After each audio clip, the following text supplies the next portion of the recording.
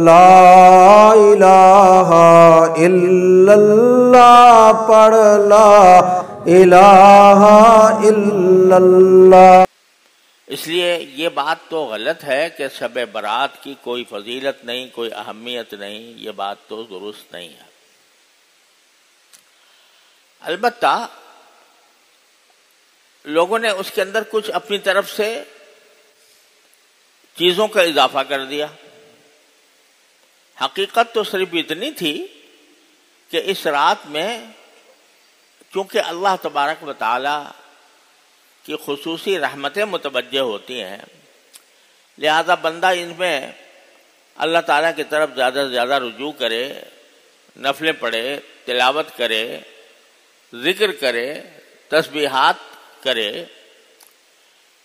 تو یہ تو بات بالکل اپنی جگہ درست تھی۔ لیکن بعض لوگوں نے اس کو آگے بڑھا کر اس میں کچھ اعمال تجویز کر لیے اپنی طرف سے، جو نہ قرآن میں، نہ حدیث میں، نہ صحابہ کرام کے عمل میں، نہ امت کے تعامل میں،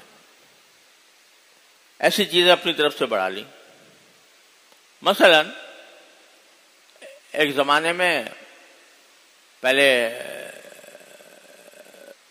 یہ ایک رواج ہو گیا تھا کہ اس رات میں خاص نماز پڑھی جاتی تھی،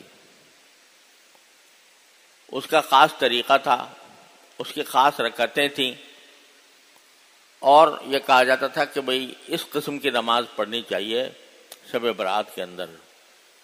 کوئی خاص نماز اپنی طرف سے بنا کر شب برات کا اس کو لازمہ یا خاصہ قرار دے دیا گیا تھا۔ حالانکہ جیسا میں نے ابھی عرض کیا 17 احادیث ہیں شب برات کی فضیلت میں، ان میں سے کہیں بھی کسی بھی حدیث میں کسی نماز کا کوئی خاص طریقہ تجویز نہیں کیا گیا کہ بھئی اس خاص طریقے سے نماز پڑھا کرو۔ تو یہ ایک بدعت پیدا ہو گئی۔ بدعت کس کو کہتے ہیں؟ بدعت کے معنی یہ ہے کہ ایک چیز جو نہ قرآن نے حکم دیا، نہ رسول کریم صلی اللہ علیہ وسلم نے حکم دیا، نہ آپ نے اس پر عمل فرمایا، نہ صحابہ کرام نے اس پر عمل فرمایا، اور اس کو یہ سمجھے کہ یہ بھی ایک دین کا حصہ ہے، دین کا حصہ بنا کر اس کو دین میں شامل کر دیا، اس کا نام ہے بدعت۔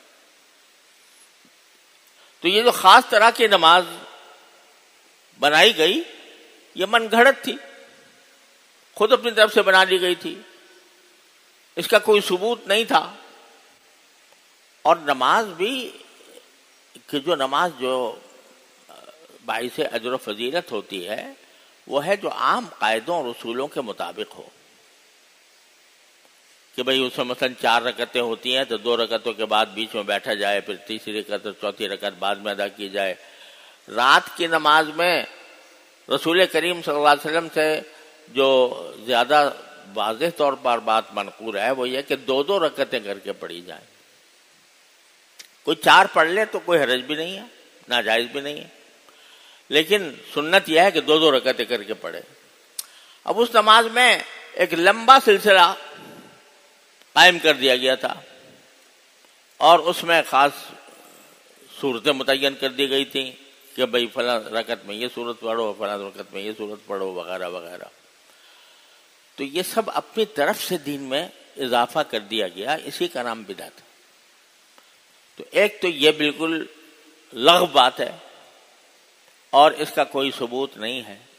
الحمدللہ اب ہمارے معاشرے میں اس کا رواج نہیں رہا، لیکن ماضی میں فقہاء کرام نے اس کا ذکر کیا ہے اور اس کی تردید بھی کی ہے۔